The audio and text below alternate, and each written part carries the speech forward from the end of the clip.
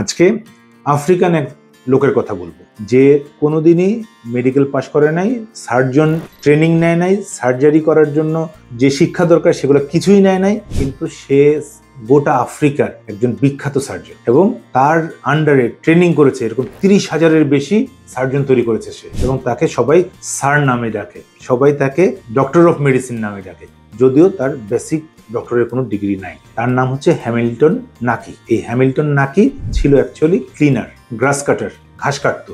ও এই যে জায়গায় ঘাস কাটতো সেই ঘাস কাটার মেডিকেল কলেজে কোনো একদিন ওদের ওখানে যেটা হয়, যে কোনো জীবজন্তুর উপর সার্জারি আগে প্র্যাকটিস করে নেওয়া হয়। তার মানে মেডিকেল কলেজের স্টুডেন্টরা প্রথমে একটা জীবজন্তুর উপর সার্জারি প্র্যাকটিস করে। ওই প্র্যাকটিস করার সময় একটা এরকম জিরাফকে সার্জারি করার সময় খুব শক্তিশালী একটা লোক দরকার পড়লো, যে জিরাফের পাটা ধরে রাখতে হবে। তখন এই হ্যামিল্টন নাকিকে ডাকলো, ডেকে তাকে বললো যে তুমি একটু জিরাফের পাটা ধরে রাখো। 8 ঘন্টা লাগছে জিরাফের পাটা কেটে আবার জিরাফের পাটা জোড়া লাগানোর জন্য। এই 8 ঘন্টা সে পুরো দাঁড়িয়েছিল।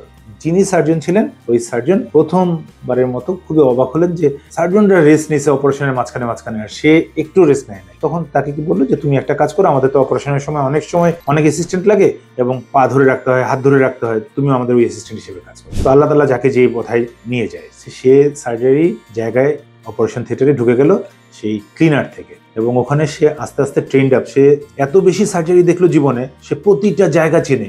ইভেন এমনও নতুন নতুন সার্জন আছে যাদেরকে সে চেনাতো, যে এটা এই জায়গায়, এটা ওই জায়গায়, এইসব জায়গার সবকিছু সে বর্ণনা দিত। এরকম বর্ণনা দেওয়াতে তৎকালীন সার্জন তাকে বললো যে তুমি তো সবকিছু জানো, তাহলে তুমি একটু দেখো তো যে এটা সেলাই করতে পারো কিনা। তো সে সেলাই, বিভিন্ন সার্জনদের সেলাই দেখতে দেখতে এত নিখুঁতভাবে সেলাই দিল যে ওই সার্জন একদম পুরো মোহিত হয়ে গেল। এবং সে কি করলো, সব সার্জনদের অ্যাসিস্ট্যান্ট হিসেবে তাকে নিয়ে নিল, যে সব সার্জারি অ্যাসিস্ট্যান্ট হিসেবে সে থাকবে। আবার জুনিয়র সার্জনদের ট্রেনার হিসেবে কিভাবে সেলাই দিতে হয়, কিভাবে ব্যান্ডেজ করতে হয়, কিভাবে কোন জিনিসটা করতে হয়, বেসিক জিনিসগুলো সব সে শেখাবে।